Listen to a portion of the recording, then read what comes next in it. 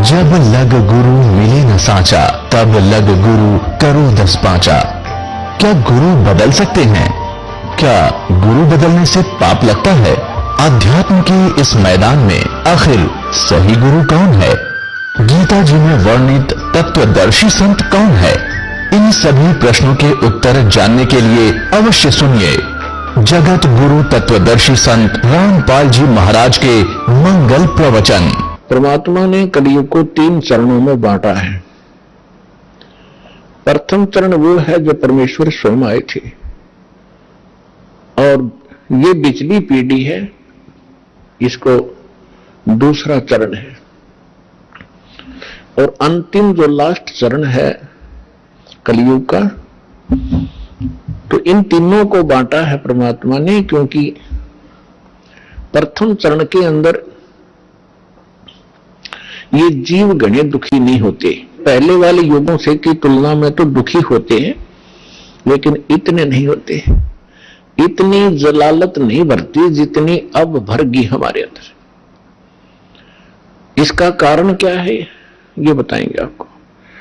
अब परमात्मा ने जब हम यहां आ गए, हम मरने लगे, जब हमें बहुत दुख हुआ, क्यों मर रहे हैं? एक व्यक्ति के बारे में बताते हैं, एक राजा बना और लाख वर्ष तक जीवित रहा, लाख वर्ष तक राजा ही रहा, और मरने लगा। जब उससे यमदूत लेने आए तो उसने कहा मुझे एक सांस और दे दो। यमदूतों ने कहा कि खबरदार, एक सांस भी लिया। उसने कहा तुम मेरी सारी पृथ्वी ले लो, मुझे कुछ जीवन दान दे दो। उन्होंने कहा कि हम ये नहीं कर सकते, तेरा समय आ गया, तू चल। तो हम मरना क्यों नहीं चाहते? हम अपने आप को वृद्ध भी देखना नहीं चाहते। आप देखते हो आजकल कितनी बकवादें चल गई हैं। ये बूढ़े बूढ़े हीरो 70-70 साल के मेकअप करवा के, सर्जरी करवा के, इन हड्डों पर कितने दिन सर्जरी कराओगे? फिर यह सर्जरी शमशान घाट पर होगी सारी। फिर कराइयो के सर्जरी कराओगे, गधे कुत्ते बन कैसे बूढ़े मुंह लगेंगे तुम्हारे।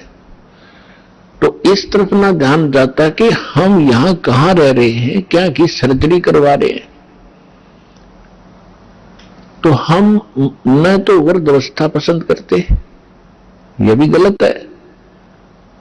अब देखो, बालकपन में ज्ञान नहीं, और जब जवानी होती है, जब बकवाद करवाता है काल सारी, समझ ना आती तरीके आगे बुरी भी बनेगी, कोई कह तो भी नहीं समझ में आती, क्योंकि तब तक हमारी बुद्धि काल प्रेरणा से प्रेरित रहती है। जब हम कबीर साहब की शरण में आ जाते हैं, फिर हमने सारा समझ में आता है हमारे साथ क्या बनने वाला है।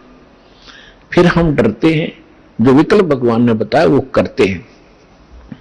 तो यहां जब हम वहां से आगे, हम बहुत दुखी हुए, रोने लगे, हाहाकार मची।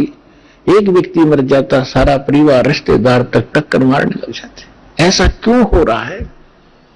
बहुत बुरी बात है ये मृत्यु, पर हो रही है। और जो रो रहे हैं वो भी मरेंगे एक दिन। तो परमात्मा ने ये सारा ज्ञान हमें बताया कि बच्चों, तुम ऐसे स्थान पर रहा करते जहां मृत्यु नहीं होती थी। आप ऐसे स्थान पर रहते थे जहां वृद्धावस्था नहीं होती। वहां ये स्नायु वाली, नाड़ी वाला तंत्र से बना हुआ बॉडी नहीं है। आपका एक तत्व से, नूरी तत्व से बनेगा, और उसके अंदर सब ऑटोमेटिक सिस्टम होगा। आप वहां रहते थे, आप वृद्ध नहीं होते थे, आपकी मृत्यु नहीं होती थी। इसलिए हमने ये अखरता है, ये दोनों चीज, और दोनों कंपल्सरी यहां पर। इसके लिए मालिक ने धर्मदास जी के पूछने पर बताया। जैसे आज दिन में प्रकरण चलाया था, तो धर्मदास जी तो आंखों देख कर आए भगवान को, और धर्मदास जी ने पूछा कि भगवान, अब तो मैं आपको पहचान चुका हूं, you are God, you are complete God, आप पूर्ण परमात्मा है, अब तो शंका रही ही नहीं। तो भगवान, ये वेद और कतेब तो झूठे हैं, ये वेद भी झूठे, पुराण भी झूठी, गीता भी झूठी, और ये सब कुरान भी झूठी, बाइबल भी झूठा है। क्योंकि उन सब के अंदर, जैसा कि हमने हिंदू धर्म के अपने वेदों में सब पढ़ा, जैसा हमारे गुरुओं ने बताया उन्होंने बताया कि ब्रह्मा विष्णु महेश परमात्मा है, कंप्लीट गॉड है, ये अजन्मा है, इनकी जन्म मृत्यु नहीं होती। और भगवान वास्तविकता ये है कि आप गॉड हो, ये झूठे हैं वेद और किताब। परमात्मा ने कहा नहीं, वेद किताब झूठे नहीं भाई, झूठे हैं जो समझे नहीं। ये चारों वेद मेरी महिमा गाते हैं। परमात्मा कहते हैं कि वेद मेरा भेद है, मैं ना मिलो वेदन के माही, और जौन वेद से मैं मिलूं ये वेद जानते नहीं। ये चारों वेद मेरी महिमा से परिपूर्ण है, लेकिन इन वेदों में वर्णित विधि से मेरे पाने की, सतलोक जाने की विधि नहीं है, वो मार्ग नहीं है, मंत्र नहीं है, जिस कारण से मैं इन वेदों में वर्णित विधि से मेरी प्राप्ति नहीं हो सकती। लेकिन ये वेद किताब और पुराण भाई झूठे नहीं, झूठे ये हैं तुम्हारे गुरु वेद को समझ नहीं सके, नकली। धर्मदास जी ने पूछा, प्रभु हम इतने नीच, ऐसे सुख में सथल को, सुख सागर को छोड़कर, हम अमृत सरोवर को छोड़कर हम एक तालाब में आगे कीचड़ वाले में दाता, और ये भी सीजनल, कभी भी समाप्त हो सकता है इसका जल, यानी 21 ब्रह्मांड नाश में आएंगे। हे दाता, फिर आपने हम पर कैसे दया करी, आपने कैसे दया करी हम नीच प्राणियों पर दाता, कैसे आए, किस लिए, क्या कारण हुआ आपने यहां हमें फिर भी आने का। परमात्मा ने कहा, भाई आप मेरी आत्मा हो, चींटी से लेकर हाथी तक। आज जितने भी काल ने आपको बांट दिया, हिंदू मुस्लिम सिख ईसाई ना जाने कितने धर्म बना दिए और नाना प्रकार की पंथ बना दिए, एक दूसरे के दुश्मन बना दिए, जीव को जीव खा रहा, पशुओं को मनुष्य खा रहे हैं, तो ये सभी मेरी आत्माएं हैं। अपने का दुख अपने को होता है, जिसको तुम भगवान मान बैठे ये भगवान नहीं है, ये स्वयं काल है, खुद कहता मैं काल। और आपको दिखता है कितनी सुविधाएं दे रखी हैं, अच्छी बढ़िया काजू किस्मत सेब संतरे खाने को है, कनक है, चावल बासमती है, शुगर बना ली, सारा बढ़िया काम कर रखा है, बढ़िया हवा चलती है। तो ऐसे लगता है जैसे बड़ा दयालु है परमात्मा, जिसने हमारी इतनी केयर टेक की हुई है। और जब ये मारता, जब कहां जाती है इसकी दयालुता।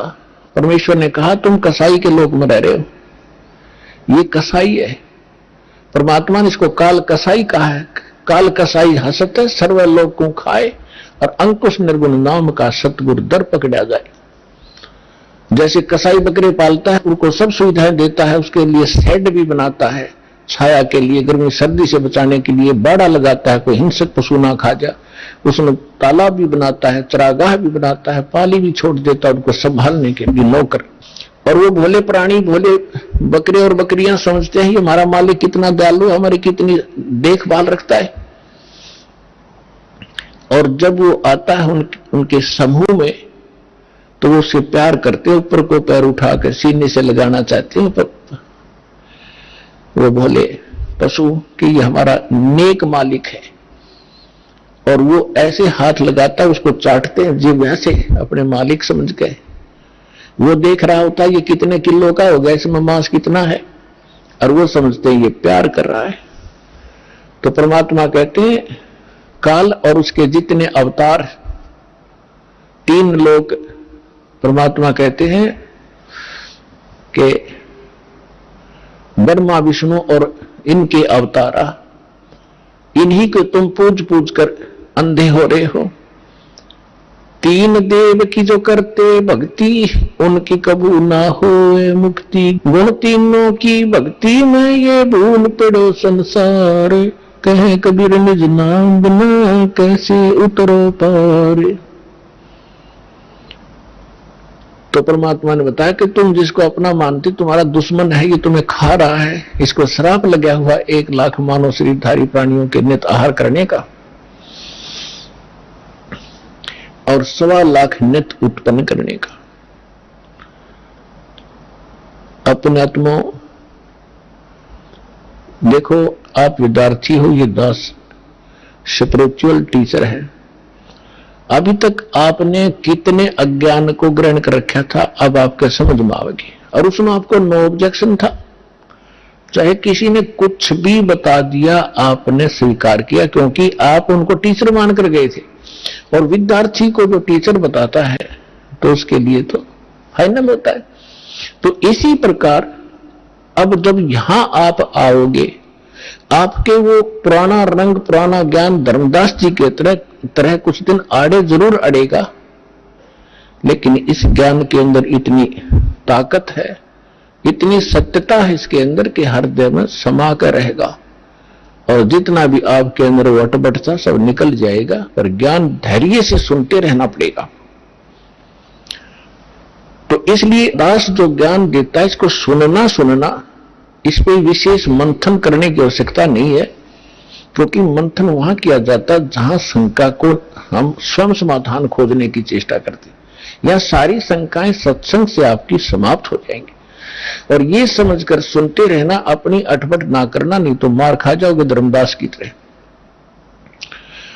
ध्यान से सुनते रहना, आपकी बुद्धि तक वो ना पहुंचते हैं कि ये ऐसे कैसे होगा, छोड़ देना उसको। दास के एक एक वचन को ऐसे समझ लेना जैसे परमात्मा का ज्ञान है, परमात्मा की दी हुई वाणी है, उसी का ज्ञान है। तो भगवान का दिया हुआ ज्ञान झूठा नहीं हो सकता। यदि दास अपनी तरफ से बनाकर कहता तो उसमें त्रुटि 100 मिल जाती, इसमें त्रुटि नहीं होंगी, लेकिन आपकी बुद्धि वहां तक ना पहुंच सकेगी। वो आपका अभी अनुभव की त्रुटि रहेगी, और अनुभव में आपको सत्संग का अभाव रहा होगा। ज्यादा सुनने के बाद ये समाप्त हो जाएंगे, इसका यही विकल्प है। तो इसको श्राप लगा हुआ 1 लाख जीव मानव शरीरधारी प्राणियों के खाने का। अब यहां शंका उत्पन्न होगी कि भगवान ने इसको ये श्राप क्यों दे दिया, ताकि हमें खा रहा है। ये ना श्राप लगाता तो ये हमें ना खाता। नहीं, अगर परमात्मा इसका या मरोड़ी नहीं लगाता तो ये आपको मनुष्य जीवन भी नहीं देता,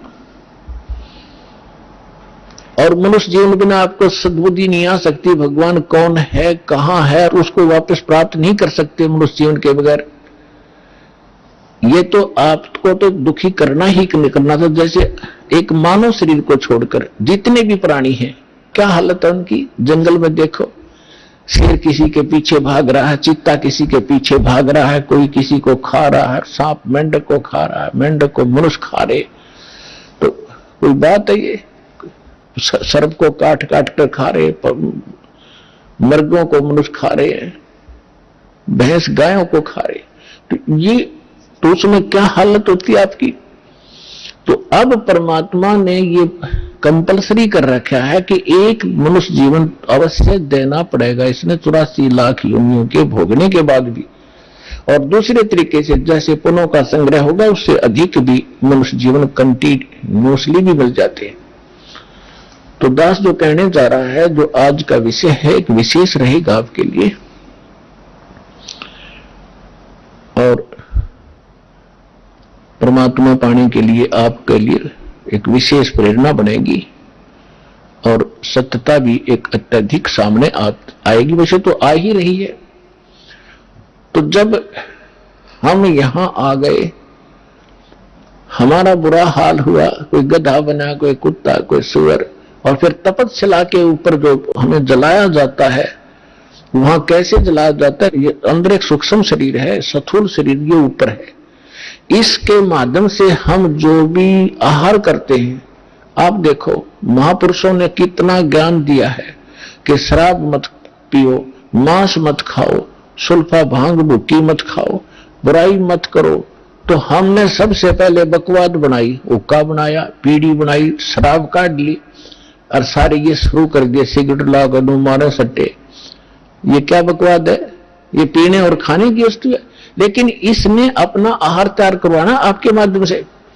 जितनी भी अश्लील पिक्चरें आप देखते हो, अश्लील कर्म करते हो, गंदी सोच रखते हो, वैसा ही मन के अंदर एक विशेष डिपॉजिट होता है उसका। और फिर ये जैसा भी चटपटा आहार आप खाते हो, उसका भी एक न्यारा अंदर अंश जमा होता है। उसको फिर तपस्या ऊपर, एक तपस्या बहुत बड़ी पत्थर की टुकड़ी है, तवे की तरह, और उसके ऊपर 1 लाख प्राणी डेली मनुष्य जीवन मनुष्य शरीर छोड़कर जो जाते हैं, वो सूक्ष्म शरीर वाले, उनके अंदर वो समावेश होता है सारे अंश का। और वहां इतनी गर्म है वो, उसका फारेनहाइट भी नहीं बता सकते कितना है। उस पर पटक दिए जाते हैं, जैसे खील चटक चटक होया करती हैं चावलों से बनाते समय, ऐसे प्राणी चटक मटक होते वहां पर, मरते नहीं, ऐसी दुर्गति हो जाती है। तब उसके अंदर से वो गंध निकलता है और फिर उनको वहां से फेंक देता है ऑटोमेटिकली सब जीवों को।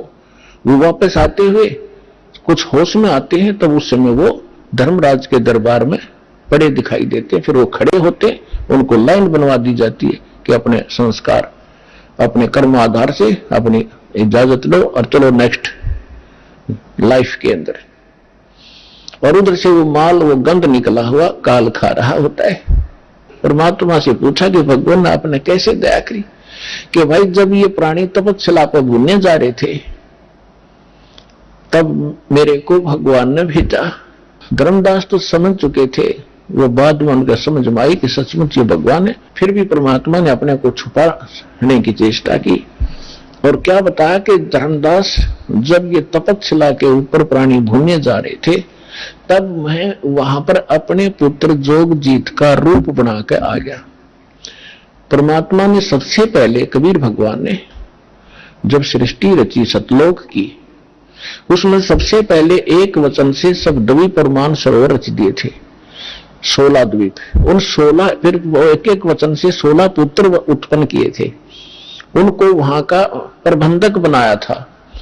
तो उनमें से एक सहज दास है, एक अचिंत है, एक जोगजीत है, और भी 16 है ऐसे। उनमें से जोगजीत नाम से के रूप में ही परमात्मा ने, काल ने जो गलती सतलोक में की थी और हमने की थी, उसने ही वहां उसी रूप में आकर हमारे को 21 ब्रह्मांड समेत वहां से बाहर निकाला था। आपको सृष्टि रचना में दास ने बहुत बार सुनाया है, लेकिन आज विषय दूसरा, इसलिए वो नहीं सुना पाऊंगा। तो जब हम यहां आगे हमारी हालत बिगड़ी, हम फिर तपस्या पर जाके वहां वो गुरु नकली भी वही कोई मर के साथ आ गया है, वो वहां भुगत रहा होता है। साथ में वो पंडित भी, विद्वान भी, मुल्ला और काजी भी वही ढूंढ रहे होते हैं। उस समय मुल्ला काजी तो नहीं थे, लेकिन ऋषि ही होते थे जो परमात्मा जहां से स्टार्ट कर रहे हैं। तो सभी गुरु भी, शिष्य भी इकट्ठे वहां भूने जा रहे थे। तो वहां जाने के बाद सबकी बुद्धि ठिकाने आ जाती है कि सचमुच वहां क्या था, अब यहां क्या है। तो तब परमात्मा ने कहा, जब वहां पर ये काल जीवों को भून रहा था, मैं वहां खड़ा हो गया जाके। अब परमात्मा की और काल की वार्ता सुना करके फिर आपको एक विशेष प्रमाण दिखाएंगे, बहुत सारे। परमात्मा ने कहा कि बहुविध जीवन कीन पुकारा, काल देत है कष्ट अपारा, यम का कष्ट सहा ना जाई, हे भगवान तुम हो सहाई। वहां जाकर देखो परमात्मा, हम जब राम और कृष्ण के पुजारी थे, हनुमान जी भी पूजा करते थे, गणेश जी की भी पूजा करते थे। जब दुखी होते थे, जब नो क्या करते, हे सच्चे मालिक, हे सच्चे मालिक दया करिए। इसका मतलब ये है कि जिनको हम पूजा करते थे उससे हटकर है कोई सच्चा मालिक। आज उसको हम सच्चाई के नाम से जानते हैं। अब परमात्मा कहते हैं, जीव सब पुकार रहे थे, हे परमात्मा हम बहुत दुखी हो रहे हैं, इस तपस्या के ऊपर हमारी रक्षा कीजिए। आए जहां यम जीव सतावे, यम माने काल, आए जहां यम जीव सतावे, काल निरंजन जीव नचावे। चटक पटक करे जीवता भाई, ठाड बहे पुनता हम आई। जहां पर वो जीव चटक पटक कर रहे थे, खील सी बुने थी उनकी, मैं वहां खड़ा हो गया। मोहे देख जीव कीन पुकारा, हे साहेब हम लेहो उबारा। तब हम सत्य शब्द गहुरावा, पुरुष शब्द से जीव तपत बुझावा। यम से छुड़ा ले वो तुम स्वामी, दया करो प्रभु अंतर्यामी। परमात्मा कहते हैं, फिर मैंने अपना उस सत्य शब्द, सत्य नाम का उच्चारण किया। हमें समझा रहे, कोई भी आपत्ति आपका आवे, प्रथम नाम प्राप्त हो उसका स्मरण अवश्य करके देखना चाहिए, दुखी सुखी होकर करना एक बार। और सतनाम प्राप्त है उसका स्मरण करना। सार नाम प्राप्त है तो फिर तो कंप्लीट ही कोर्स है, तो सार नाम का जाप करना।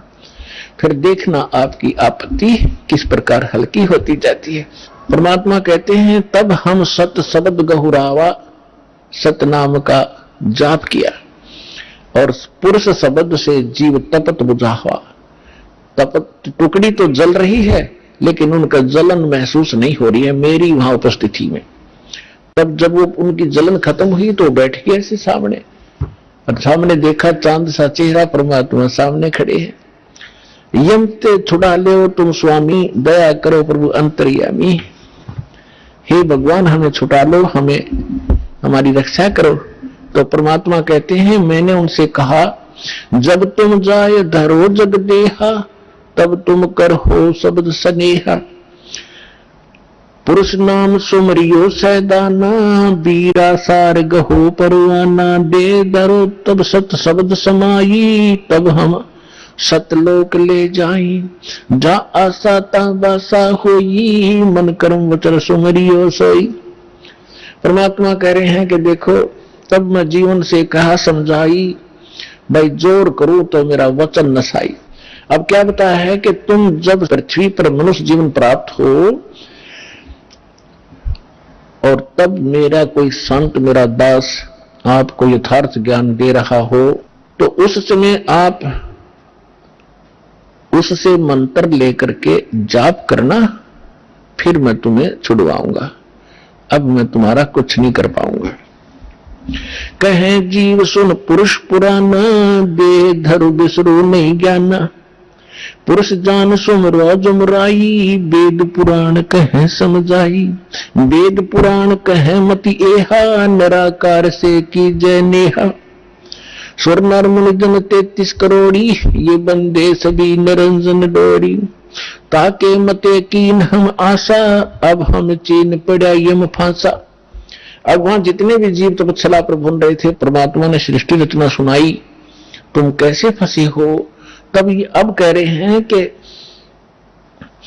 जीव सभी कह रहे हैं हे सनातन परमात्मा, मनुष्य शरीर पाकर हम आपको नहीं भूलेंगे, आपका ज्ञान याद रखेंगे। और यहां तो ऐसी बिजली गिर दे है, कुछ याद ही नहीं रहने देता। अब क्या बता रहे हैं कि पुरुष जान सुमरा जमराई, हमने परमात्मा समझ कर काल भगवान की पूजा कर ली।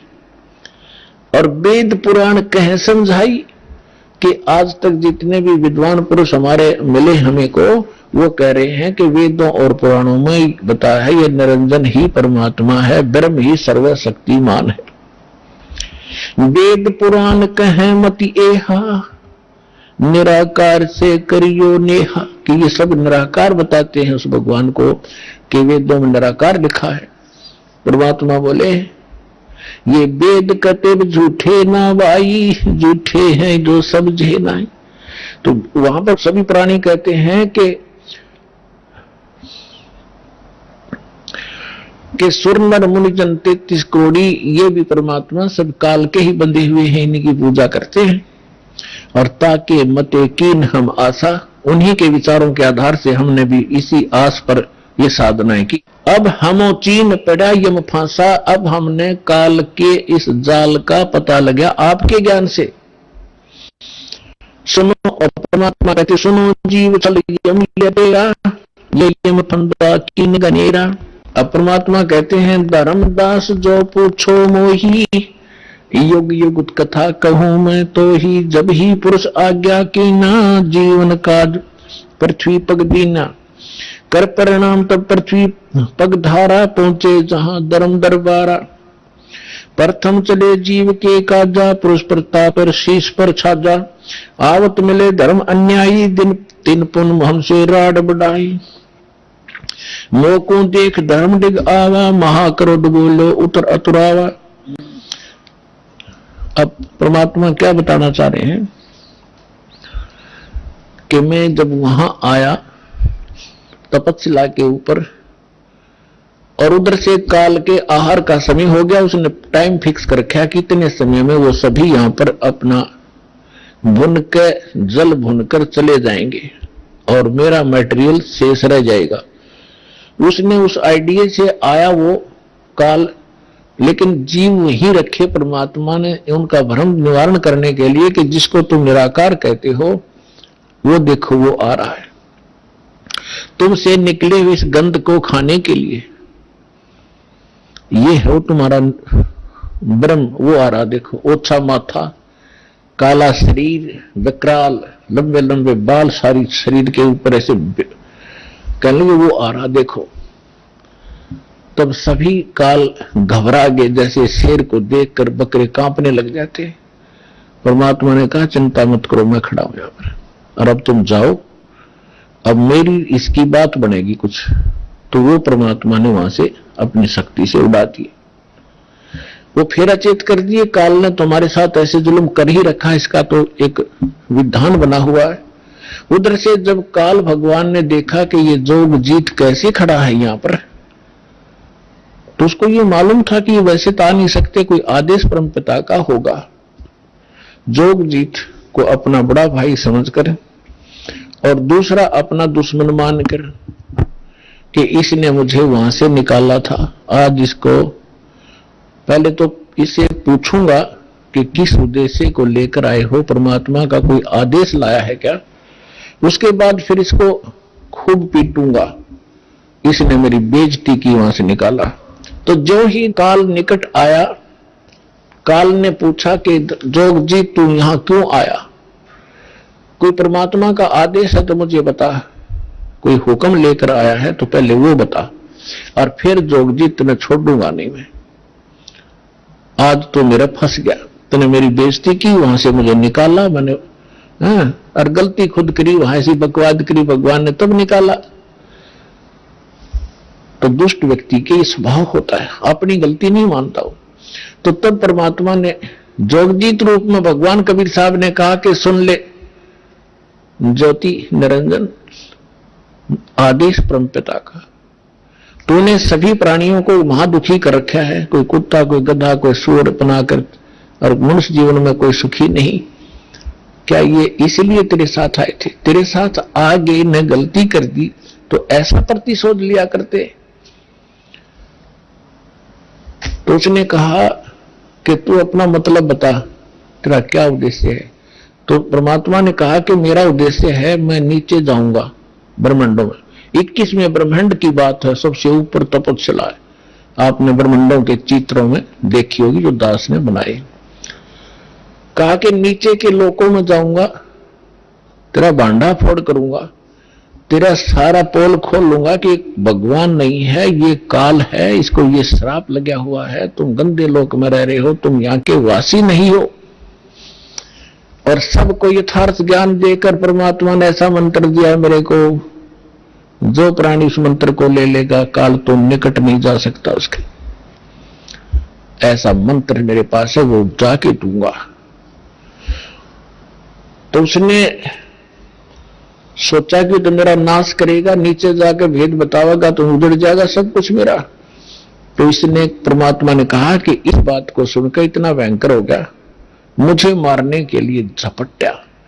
धर्मदास जी को परमात्मा कहते हैं कितना भयंकर अटैक काल का आपके ऊपर हो, जो मंत्र मेरा दास आपको दे या मैं कभी आऊं जब दूं, तो उस मंत्र का जाप करके देखना एक बार, पहाड़ जैसे दुख को ऐसे फोड़ दिया जैसे बारूद फोड़ देती है। तो परमात्मा अपने ऊपर बताकर हमें संकेत दे रहे साथ में कि धर्मदास मैंने उस सुमन किया सतनाम का और सार नाम का, साथ में सतनाम का। सतनाम का जब जाप किया तो ऐसा रुक गया, वो वहीं का वहीं शतब्द हो गया और इतने बुरी तरह धड़ाम जैसी गिरा नीचे जाकर पाताल में, उस मेरे सुमरण के बल से ऐसा उसका तीर सा लगा और नीचे में गया, साथ के साथ पाताल से उसको उठा कर लाया कि चल ऊपर बात करेंगे। फिर मैं वापस लेकर वहीं गया। तब वो ऐसा पड़ा पड़ा तड़फ रहा था जैसे पक्षी के पंख कट जाते हैं, उसकी कोई पार नहीं बसाती, ना उड़ सकता ना कहीं भाग सकता, ऐसे तड़फ रहा था। तब इसने घिसड़ के मेरे पैर पकड़ लिए नीचे आके, इस काल भगवान ने, ब्रह्म ने, और पैर पकड़ कर रोने लगा, कहने लगा तू मेरा बड़ा भाई, मैं आपका छोटा भाई। क्योंकि जोगजीत बड़े भाई के रूप में परमात्मा विद्यमान थे और छोटे उत्पात किया करते, बड़े गलती को माफ किया करते। आप बड़े हो, मैं तो आपको परमात्मा के तुल्य मानता हूं, मुझे क्षमा कर दो, मैंने तो भाई जानकर गलती कर दी, बालक समझकर माफ करो। बुरी तरह गिड़गिड़ाता रहा, तो मैंने कहा माफ कर दिया, कोई बात नहीं, अपनी करनी तू पाएगा। कहने लगा कि आप एक कृपा करो मेरे पर, मेरी कुछ त्रुटि है इस लोक में, वह पूरी करो। आप तो परमात्मा की शक्ति लेकर आए हो, उसके प्रतिनिधि हो। परमात्मा कहते हैं, मैंने कहा बोल क्या मांगता है? कि प्रभु ऐसा करना, आप नीचे जाओगे, हाँ, जीवों को समझाओगे, वो फिर आप सतलोक भेजोगे, हाँ, ऐसे करना, 3 युगों में जीव थोड़े ले जाना। वचनबद्ध कर लिया भगवान को पहले कि फिर मैं मांगूंगा, वचनबद्ध हो जाओगे, वचनबद्ध हो गया। 3 युगों में जीव कम ले जाना, चौथा युग जब कलयुग आवे तब आप कितने जीव ले जाना। और दूसरा ये कहा कि आप अपना ज्ञान ले बता करके अपना बनाओ, आपके ज्ञान को मान के हृदय से आपके साथ हो उनको ले जाना, बाई फोर्स मत ले जाना। मेरे ज्ञान को स्वीकार करके मेरी साधना करे उसको आप बाई फोर्स ना ले जाना। परमात्मा को पता था कैसे ले जाऊंगा, तुम पहले ले जाता, ये ऐसे वहां रह ही नहीं सकते, पहले थे ही ना ऐसे, तो पहले अपना ज्ञान से रंगूंगा और इनके अंदर इतनी भक्ति पर बल करूंगा, जितने भक्तिहीन आप हो चुके हो इतने ही सामर्थ्य आपका पुनः इस साधना से बनाया जाएगा, तब आप वहां पहुंचोगे और ये ज्ञान सुनाया जाएगा, आपके हृदय में समाओगा, बिल्कुल सत्य है ये, तो तब वहां जा सकते हो, तभी वहां रुक सकते हो। जैसे मोहम्मद जी को ले गए थे बगैर ज्ञान समझाए, एक प्रमाण दे रखा दाता ने, लेकिन यहां हजरत मोहम्मद जी के लाखों शिष्य हो गए थे, सारी प्रभुता हो गई थी, सब जय जयकार करें थे, तो वहां रहा नहीं, वापस आ गया। तो परमात्मा ने प्रमाण दे रखा, अगर 9 ले जाऊंगा तो वहां एक भी ना रहे। तो परमात्मा ने कहा ठीक है, जैसा तू कहता तथास्तु। 3 युगों में जीव कम ले जाऊंगा, अपना ज्ञान अपना ध्यान बता करके अपना बनाकर ले जाऊंगा और जोर जबरदस्ती नहीं ले जाऊंगा, और चौथे युग में ही जीव में घड़े ले जाऊंगा। तब फिर खुश हो गया, छोड़ कर पैर खड़ा हो गया, कहने लगा जाओ जोग जीत संसारा, और जीव न माने कहा तुम्हारा। चौथा युग जब कलयुग होगा ना, इनको ऐसा भक्तिहीन कृतघ्नी बना दूंगा उस समय जब तुम्हारा।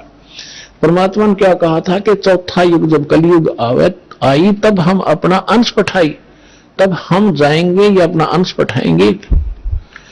तो काल ने कहा था कि तब तक तो इनको ऐसा कर दूंगा, कलयुग में देवी देवताओं के पुजारी बना दूंगा, पत्थरों पर मत्था टेकते फिरेंगे, तीर्थ धामों का आदि कर दूंगा, और कोई भी तुम्हारी बात को नहीं मानेगा। जब तुम जाओगे, जाओ जोग जीत संसारा, और जीव ना माने कहा तुम्हारा, जीव तुम्हारा कहा ना माने, हमारी ओर हो बाद बखाने।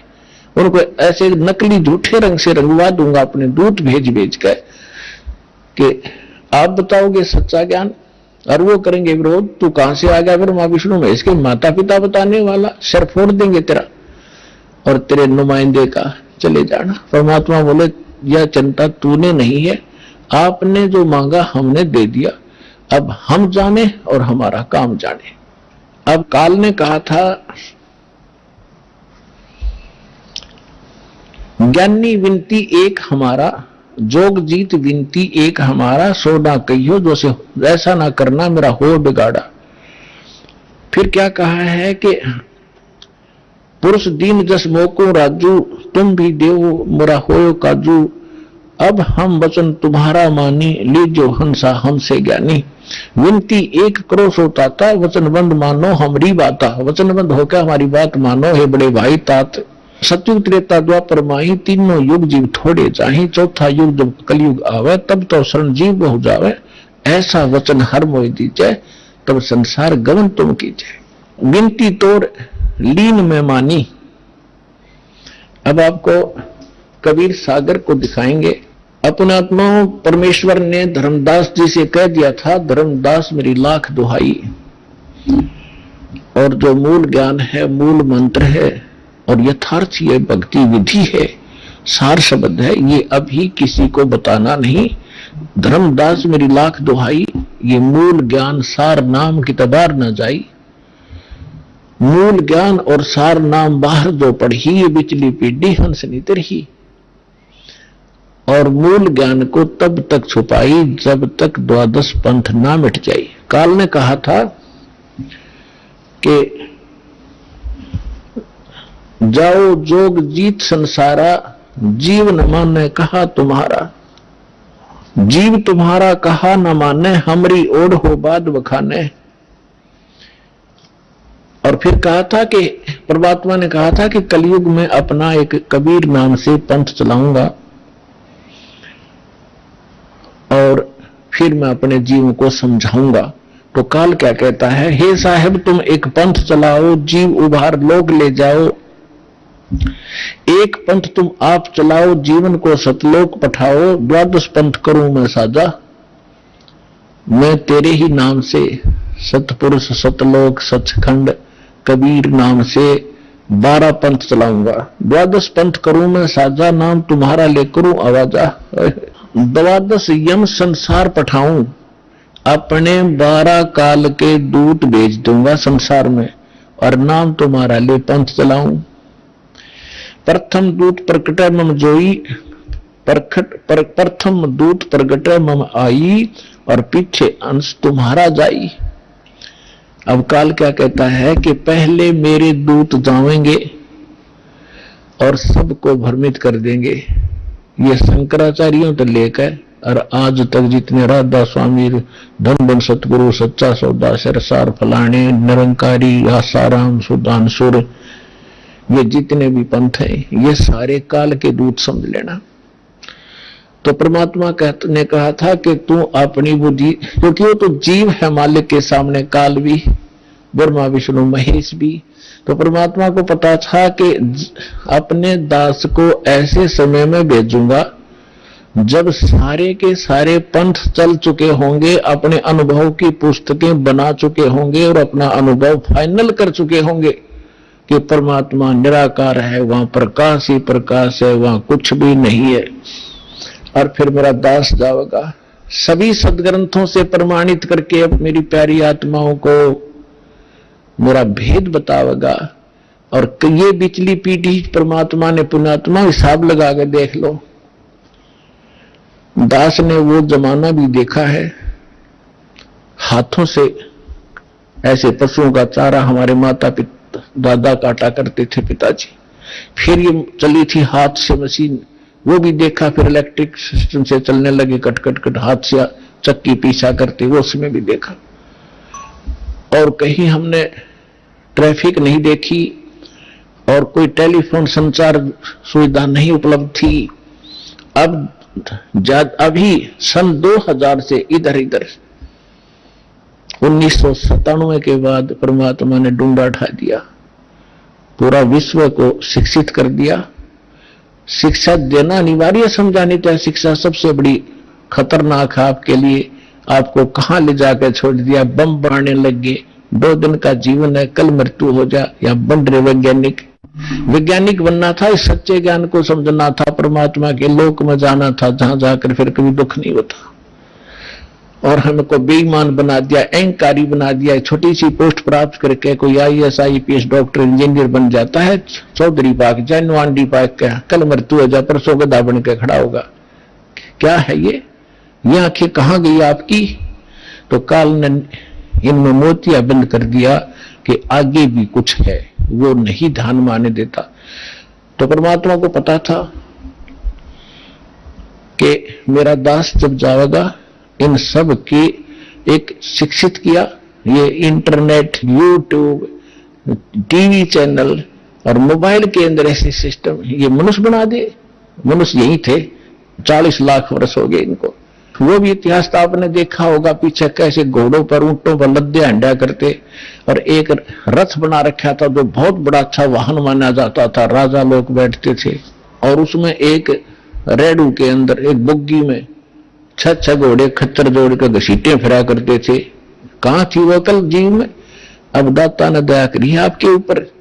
कि जिन सदग्रंथों को आप सत्य मानते हो उनका रहस्य आपको मालूम नहीं, ये नकली काल के दूत आपको मिसगाइड किए बैठे हैं, सिलेबस को नहीं जानता, वो टीचर कहेगा, और टीचर कहलाता वो दुश्मन है विद्यार्थियों का। तो हमारे दादे परदादों के जीवन नाश कर दिए नकलियों ने, भूत बना दिए, झूठी कहानी सुना सुना के। तो परमात्मा का मालूम था कि तब मैं अपने दास को भेजूंगा और वो फिर ऐसे इंस्ट्रूमेंट बना कर दे दूंगा, एक स्थान से रिले होगा पूरे विश्व के मेरे बच्चे उन सदग्रंथों से मुझे पहचान रहे होंगे और गद गद होंगे, और सत्य और असत्य का निर्णय करके नकलियों को त्याग कर उस एक असली पंथ में ज्वाइन करके अपना जीवन सफल करेंगे। मालिक ने सुनियोजित कर रखा था। धर्मदास जी ने कहा कि प्रभु आगे क्या वार्ता हुई आपकी और काल की? तो परमात्मा ने बताया कि बताता हूं, ये देखिएगा कबीर सागर संपूर्ण 11 भाग, खेमरा श्री कृष्ण दास प्रकाशन मुंबई से प्रकाशित है। कबीर सागर ज्ञान सागर प्रथम खंड, कबीरपंथी भारत प्रतीक स्वामी युगलानंद बिहारी द्वारा पुरस्कृत। ये इसलिए दिखा जा रहा आपको, कोई ना सोचा कोई डुप्लीकेट दिखा रहे होंगे, ये सारे प्रमाण दिए जाते हैं, आप देख सकते हैं। मुद्रक एवं प्रकाशक है खेमरा श्री कृष्ण दास, अध्यक्ष श्री वेंकटेश्वर प्रेस, खेमरा श्री कृष्ण दास मार्ग मुंबई। देखिएगा सवसम वेद बोध केंद्र आपको दिखाते हैं, ये देखिएगा, ये है सवसम वेद बोध, बोध सागर का एक खंड है ये, और 121 पृष्ठ पे यहां देखना। सतयुग त्रेता द्वापर माही, तीनों युग युग थोड़े जाही, काल ने प्रार्थना की। चौथा युग जब कल युग आई, तब तब शरण जीव बहु जाई, ऐसा वचन हर मोय दीजे, तब संसार गमन तुम कीजे। अब परमात्मा क्या कहते हैं कि अरे काल पर पंथ पसारा, तीनों युग जीवन दुख डारा, विनती तोड़ लीन में मानी, मोह को ठगे काल अभिमानी। चौथा युग जब कल युग आई, तब हम अपना अंश पठाई, काल फंद छूटे नर लोई, सकल सृष्टि परवानिक होई। परमात्मा कहते हैं चौथा युग जब कलयुग आएगा तब हम अपना अंश भेजेंगे, काल फंद छूटे नर लोई, सकल सृष्टि परवानिक होई। घर घर देखो बोध विचारा, सतनाम सब ठोर उचारा, 5505 तब ये वचन मेरा होगा साचा। कलयुग बीत जाए जब एता, सब जीव परम पुरुष पद चेता। ओए होए, अब क्या कहते हैं परमात्मा कि चौथा युग जब कलयुग आई, तब हम अपना अंश पठाई, और काल फंद छूटे नर लोई, काल का जितना भी झंझट फंद है सब नर नारी उससे छूटेंगी, और सकल सृष्टि परवानिक होई। ओए होए, कहते पूरा विश्व मेरा नाम लेगा, मेरी ही भक्ति किया करेगा। आइए अब हम उन श्रद्धालुओं के अनुभव जानते हैं जो जगत गुरु तत्वदर्शी संत रामपाल जी महाराज जी से दीक्षा प्राप्त कर चुके हैं तथा उनके द्वारा बताए गए भक्ति मार्ग पर चल रहे हैं। नमस्कार सर। नमस्कार सर। सर क्या नाम है आपका? मेरा नाम नीलमणि दास है। मैं जांजगीर चांपा छत्तीसगढ़ का रहने वाला हूं और अभी फिलहाल गुड़गांव में एक यूएक्स डिजाइनर की पोजीशन पे कार्यरत हूं। सर संत रामपाल जी महाराज से नाम दीक्षा आपने कब ली? मैंने संत रामपाल जी महाराज से नाम दीक्षा 20 मई 2014 को ली थी। सर संत रामपाल जी महाराज से नाम दीक्षा लेने से पहले क्या आप कोई भक्ति साधना भी करते थे? जी सर, मैं आशाराम से जुड़ा हुआ था, आशाराम जी की भक्ति करता था। ऑलमोस्ट मुझे 6 साल हो गए थे उनकी भक्ति करते करते, और उनकी भक्ति करते करते कुछ खास वैसे तो लाभ नहीं हुआ था, बट थोड़ी बहुत जो बुराइयां थी मेरे अंदर में वो छूट गई थी, मगर ऐसा कुछ एडवांस लेवल पे कुछ लाभ नहीं हुआ था सर जी। तो फिर क्या कारण बना कि आप संत रामपाल जी महाराज की शरण में आए? जी, मैं एक साइंस का विद्यार्थी हूँ सर। मैं मतलब आईआईटी बॉम्बे में मैंने पढ़ाई भी की है। तो मेरे भैया पहले ही संत रामपाल जी महाराज से नाम दीक्षा ले चुके थे, तो उनके साथ मैंने बहुत आर्ग्यूमेंट किया कि भैया ये क्या हो सकता है, मतलब इंसान कैसे भगवान का रूप का दर्जा मिल सकता है किसी को। तो मैंने बहुत आर्ग्यूमेंट किया। मैं आसाराम जी की पॉइंट ऑफ उनके टाइम पे भी मैंने बहुत आर्ग्यूमेंट किया था कि नहीं, साइंस से बड़ा तो कुछ है ही नहीं, मतलब विज्ञान ही है सब कुछ गॉड का एग्जिस्टेंस आप ऐसे किसी आदमी को नहीं बता सकते। लेकिन जब उनसे बहुत डिस्कशन चला मेरा, संत रामपाल जी महाराज के मैं आश्रम गया। मैं आश्रम जाने के दौरान मुझे ये लगा कि ये तो बिल्कुल अलग जगह है, यहाँ पे लोगों को मुफ्त में खाना सोने का व्यवस्था, क्योंकि आशाराम के पास में मैं जा चुका था, वहां पे पैसे से आपको दिया जाता था, मतलब आप पैसे कूपन कटाओ और उसके बाद में आपको दाल चावल मिलती थी। वहां पे इतना कोई व्यवस्था नहीं था, बड़े जो पैसे वाले हैं उनको आगे बैठाया दिया जाता था, हम लोग बहुत पीछे बैठते थे और कहीं से दूर में तो छोटी मोटी झलकी मिलती थी आशाराम जी की। लेकिन यहाँ पे देख रहा हूँ सारे लोग आके आराम से परमात्मा आशीर्वाद दे रहे हैं। और उसी दौरान पे मुझे थोड़ा सा मन में एक तो कहीं विचार हुआ, नहीं यार मैंने कहीं और भी भक्ति की है तो यहाँ पे भी आकर एक कोशिश की जाए। संत रामपाल जी महाराज से मैंने नाम उपदेश लिया, संत रामपाल जी महाराज ने आशीर्वाद भी दिया। और मुझे सबसे एक आश्चर्य बात और लगी सर कि आप किसी भी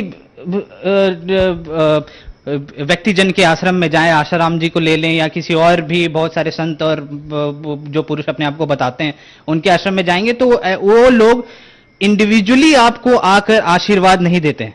मतलब जो मैंने नोटिस किया संत रामपाल जी महाराज के आश्रम में, वो हरेक शिष्य को आकर उनके सर पर हाथ रखकर आशीर्वाद दे रहे थे, जो कि अपने आप में एक बहुत बड़ी बात है।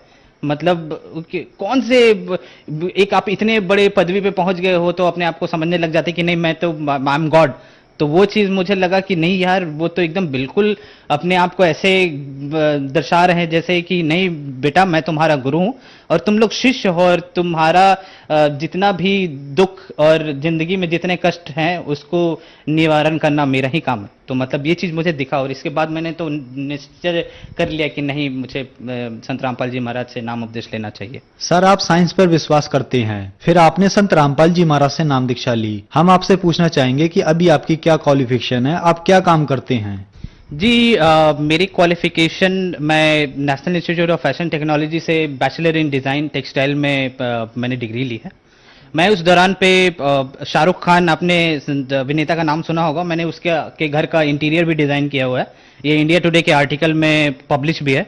आप मेरा नाम अगर नील मणि करके इंडिया टुडे टाइप करेंगे तो आपको मिल जाएगा। उसके आर्टिकल में टॉप आर्टिकल में ही मेरा नाम है। और वो शाहरुख खान के इंटीरियर करने के बाद बहुत बड़े बड़े डिजाइनर्स के भी साथ भी मैंने काम किया, जिनमें से मनीष अरोरा है और करण जौहर, वरुण बहल के साथ भी काम किया। और वो छोटी छोटी बहुत उपलब्धियां थी जिसको संजोकर मैंने मास्टर डिग्री के लिए भी कोशिश करी। मास्टर डिग्री में मैंने आईआईटी बॉम्बे का एग्जाम दिया। पहली दफा जब एग्जाम दिया था तो उस वक्त मेरा सिलेक्शन नहीं हुआ था। आईआईटी गुवाहाटी शायद मिलता बट नहीं भी मिल रहा था। लेकिन दूसरी दफा आईआईटी बॉम्बे मिला मुझे और ऑल इंडिया रैंक 27 मैंने प्राप्त किया। आईआईटी बॉम्बे में मैंने इंडस्ट्रियल डिजाइन, जिसको आप बोल सकते हैं कि स्पेसिफिकली उसका स्पेशलाइजेशन ह्यूमन कंप्यूटर इंटरेक्शन था, उसमें मैंने पढ़ाई की। और उसके बाद अभी फिलहाल मैं एक अमेरिकन कंपनी थॉटवर्क्स में एक सीनियर यूएक्स स्पेशलिस्ट के रूप में कार्यरत हूँ। सर तो मैंने मास्टर डिग्री आईआईटी बॉम्बे से करी है। मुझे ऑल इंडिया रैंक 27 मिला था। आईआईटी बॉम्बे में मुझे गोल्ड मेडल भी मिला है, जिसमें फाइनल डिग्री का जो आपको प्रोजेक्ट सबमिट करना होता है उसमें मुझे गोल्ड मेडल मिला, बेस्ट स्टूडेंट का अवार्ड मिला था मुझे। और संत रामपाल जी महाराज के ही आशीर्वाद से मेरा आईआईटी बॉम्बे में सिलेक्शन हुआ था। आईआईटी एक इतनी बड़ी संस्थान है, मतलब लाखों बच्चे वहाँ एडमिशन के लिए तड़पते हैं, मरते हैं, मतलब कि नहीं वो वहाँ पे हमारी एडमिशन हो जाए। लेकिन सिर्फ आशीर्वाद मात्र से, संत रामपाल जी महाराज के आशीर्वाद मात्र से वो सिलेक्शन हो गया था मेरा। और ये मैं ये आपको ये भी बात बताना चाहूंगा, मैं संत रामपाल जी महाराज के पास में मैं 2013 में भी एक बार जा चुका था, जिस समय भैया ने मुझे बोला कि तुम जाकर आश्रम देखो, तुम्हें नाम उपदेश लेने का इच्छा करेगा तो जरूर लेना। उससे पहले भी एक बार मैं गया था, जिस दौरान पे मैंने उसी वक्त बोला था भैया को कि अगर मुझे आईआईटी बॉम्बे में मेरा सिलेक्शन हो जाए ना भैया, तो मैं पक्का नाम काम देश लूंगा, तो मुझे समझ में आ जाए कि हाँ यही, कि ही इज द गॉड। तो जैसे ही उन्होंने, मैंने बोला कि संत रामपाल जी महाराज से मेरी वार्तालाप भी हुई, मैंने उनको बोला कि मैं आईआईटी बॉम्बे में मैं एडमिशन चाहता हूं, तो उन्होंने एकदम आशीर्वाद दिया और बोला बेटा हो जाएगा, और हो ही गया। मतलब इससे बड़ी चीज और क्या हो सकती है। नीलमणि जी, आपने आईआईटी मुंबई से अपनी पढ़ाई पूरी की है और आप गोल्ड मेडलिस्ट स्टूडेंट रहे हैं। संत रामपाल जी महाराज के बारे में ये कहा जाता है कि उनसे श्रद्धालु अंधश्रद्धा के तहत जुड़ते हैं। कम से कम आप जैसे लोग जो टॉप आईआईटी कॉलेज में गोल्ड मेडलिस्ट स्टूडेंट हैं, टॉप इंजीनियर्स, टॉप डॉक्टर्स जो संत रामपाल जी महाराज से जुड़ रहे हैं, आप लोगों को तो हम नहीं कह सकते कि आप लोग संत रामपाल जी महाराज से अंधश्रद्धा के तहत जुड़े हैं। तो क्या ये धारणा बनाई गई है या ये धारणा कहीं ना कहीं तक ठीक है? ये धारणा मुझे लगता है कि जब बरवाला कांड हुआ था उसके बाद में सोची समझी तहत एक साजिश थी। मतलब गवर्नमेंट ने बहुत अच्छे तरीके से प्री प्लान किया था मेरे ख्याल से कि संत रामपाल जी महाराज के जो अनुयायी हैं उनको ये बताया जाए कि अंधश्रद्धा से ये जुड़े हुए हैं, और उनके ज्ञान को भी अलग तरीके से पेश किया गया। बट मैं आपको बताता हूं, आईआईटी के 70-80% स्टूडेंट को आप देख लेंगे वो एथीज्म की ओर जा रहे हैं। मतलब वो कंप्लीट एथिस्ट होते जा रहे हैं, उनको गॉड पे में यकीन ही नहीं है कि गॉड का एग्जिस्टेंस है। इसने इस पर्टिकुलर यूनिवर्स को किसने क्रिएट किया है? अरे भाई, आप बोलते हो कि ये गैलेक्सी इतना बड़ा है, मुझे दिखाई नहीं देता, इतना अभी तक आप मानिए सर कि जितने सारे आपके फिलोसोफर हैं, जितने सारे आपके साइंटिस्ट हैं, इवन आप बोलिए ना तो जो आईआईटी से मास्टर डिग्री लेते हैं उनको आप एक जूनियर साइंटिस्ट भी बोल सकते हैं, और मैं एक जूनियर साइंटिस्ट भी हूं। लेकिन आप जो छोटे छोटे जितने भी वहां पे स्टूडेंट हैं, आप उनसे जाकर आप ये पूछेंगे ना, उनका जो विश्वास है गॉड की ओर बिल्कुल भी बदल चुका है। मतलब लोग इतने ज्यादा अंधविश्वास की ओर जा चुके हैं कि आपको यकीन नहीं होगा। और ये संत रामपाल जी महाराज को इस तरीके से ठहराना, उन्होंने एक एक चीज को, हर एक शास्त्रों को खोल के, वेद को, सभी चीजों को बताया है कि कहां पे भगवान का जिक्र है और वो भगवान आखिरकार कौन है, और हमें किस भगवान का पूजा करना चाहिए, किस तरीके से करना चाहिए, और सही तरीके का गुरु कौन है। उन्होंने तो सब सिर्फ यही बताया। मेरे ख्याल से शायद ये चीज जितने भी और धर्म गुरु थे उनको पची नहीं होगी, क्योंकि उन्हें उनका जो व्यवस्था चल रहा है आजकल का, शायद हो सकता है कि जिस तरीके से ये ज्ञान प्रचार हो रहा था तो उनको लगता है कि शायद मेरा बंद हो सकता है, इसलिए उन्होंने इस तरीके का षड्यंत्र रचा। ये बिल्कुल, आप अगर खुद में पढ़े लिखे हैं, आपको साइंस पे विश्वास है, आप थोड़ा बहुत भी मेटाफिजिक्स या फिर आपको लगता है कि मैं अध्यात्म में बिलीव करता हूं, तो आप किताबों को खोलिए, गीता को खोलिए, आप चारों वेद को खोलिए, पुराणों को खोलिए, जो संत रामपाल जी महाराज सत्संग में बताते हैं, सिर्फ आप उनको देखिए और समझने की कोशिश कीजिए, आपको बहुत परिवर्तन दिखेगा। आपको लगेगा कि एक्चुअल में सच्चाई क्या है। नीलमणि जी, आप हाईली एजुकेटेड पर्सन हैं, आप इन बातों को अच्छी तरीके से जानते हैं। लोग तीर्थों पर जाते हैं, गुरु बनाते हैं, भगवानों की पूजा करते हैं। टॉप इंडिया के हॉस्पिटल और विदेशों के भी हॉस्पिटल कह देते हैं कि आपकी बीमारी लाइलाज है, ये ठीक नहीं हो सकती। प्रूफ के तौर पर वो अपनी रिपोर्ट्स भी दिखाते हैं, और संत रामपाल जी महाराज उन बीमारियों को ठीक कर देते हैं। क्या कारण है? मुझे लगता है कि जो आजकल देखिए, बहुत सारे ऐसी बीमारियां होती हैं जिनको डॉक्टर भी बोल देते हैं कि ये मेरे से पॉसिबल नहीं है, ये ठीक नहीं हो सकता। मैं अपना ही एग्जांपल आपको बताता हूं। मतलब मैं खुद भी ब्रोंकाइटिस का पेशेंट रह चुका हूं, इनहेलर था मेरे पास में, मैंने बहुत सारे डॉक्टर्स के पास गया हूं जिस दौरान में मैं अपने बैचलर डिग्री कर रहा था उस समय, और दिल्ली में पॉल्यूशन बहुत बढ़ा हुआ था, तो उस समय सांस लेने में बहुत तकलीफ होती थी।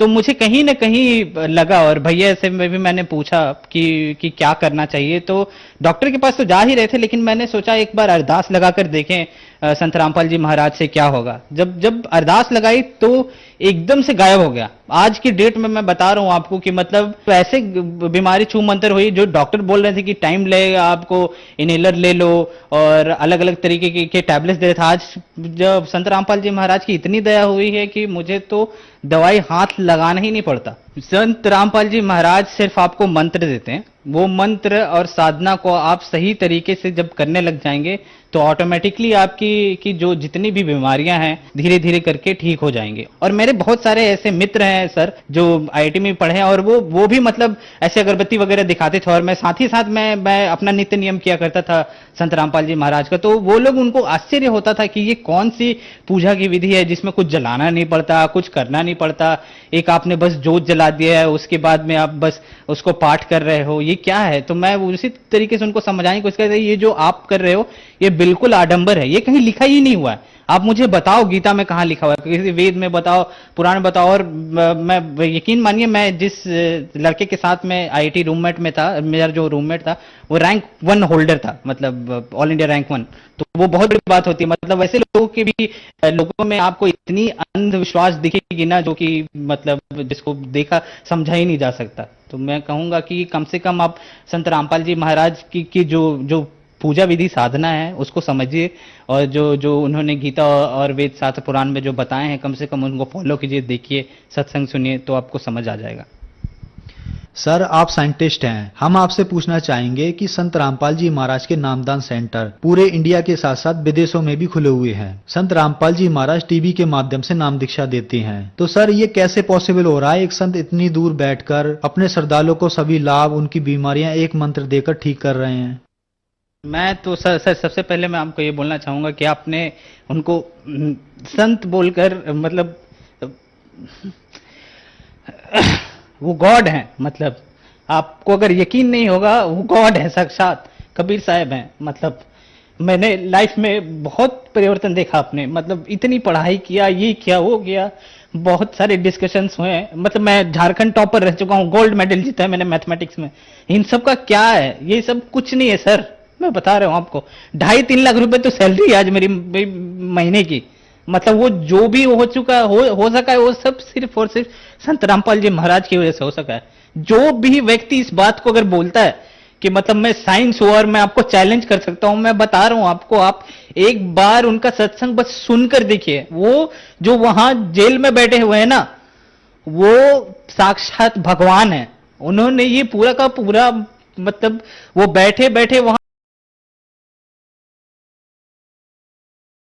कितने सारे जो भक्त जन है, जितने शिष्य हैं उनके, उनका हर एक लाइलाज बीमारी ठीक हो जा रही है। और मैं बता रहा हूं आपको सर, मैंने तो गुरु जी को, संत रामपाल जी महाराज को उस वक्त देखा था, लेकिन जो भक्त आज जिन्होंने देखा नहीं है, मिला नहीं है, उसके बावजूद भी जिन्होंने नामदान लिया है, उनको इतना लाभ मिला है, आप यकीन नहीं मानिएगा। मतलब ऐसे ऐसे लोगों की मैंने शिष्यों की मैंने गाथा सुनी, जिन्होंने बताया कि मेरा पथरी ठीक हो गया, मेरी ब्रोंकाइटिस थी वो ठीक हो गया, मुझे कैंसर का बीमारी था वो ठीक हो गया। ये सब सारी चीजें आप देखोगे तो आपको यकीन आ जाएगा कि ये संत नहीं है जिसको आप संत बोल रहे हैं। कबीर साहब भी इसी तरीके से आए थे, उनको भी इसी तरीके से डिस्कार्ड कर दिया गया था, अवॉइड कर दिया गया था। आप उत्तर प्रदेश में भी जाओगे तो मंदिरों के ऊपर में भी इस तरीके से मतलब उनका जिक्र किया था। उनको बस कवि के रूप में ही देखा जाता है, उनको एक भगवान का दर्जा दिया ही नहीं गया। मैं बोल रहा हूं एक छात्र होने के नाते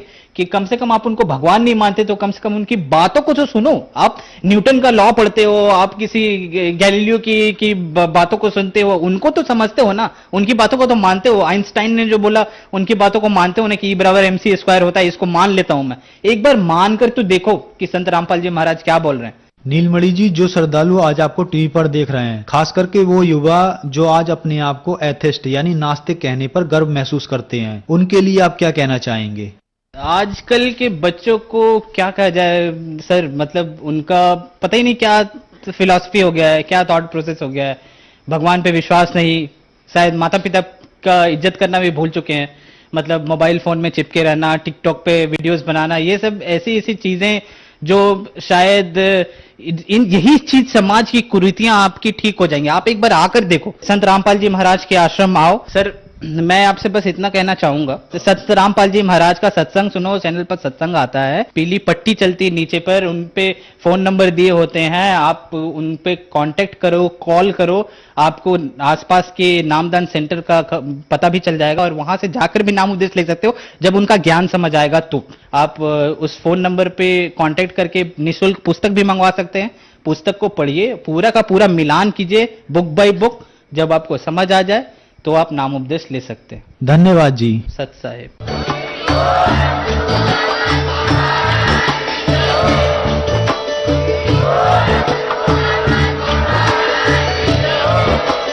आप सुन रहे थे जगत गुरु तत्वदर्शी संत रामपाल जी महाराज जी के मंगल प्रवचन। अधिक जानकारी के लिए विजिट कीजिए हमारी वेबसाइट www.jagatgururampalji.org। संत रामपाल जी महाराज जी के शुभ आशीर्वाद से पूरे विश्व भर में 500 से भी ज्यादा नाम दीक्षा केंद्र हैं, जिन पर संत रामपाल जी महाराज जी द्वारा ऑनलाइन निःशुल्क नाम दीक्षा दी जा रही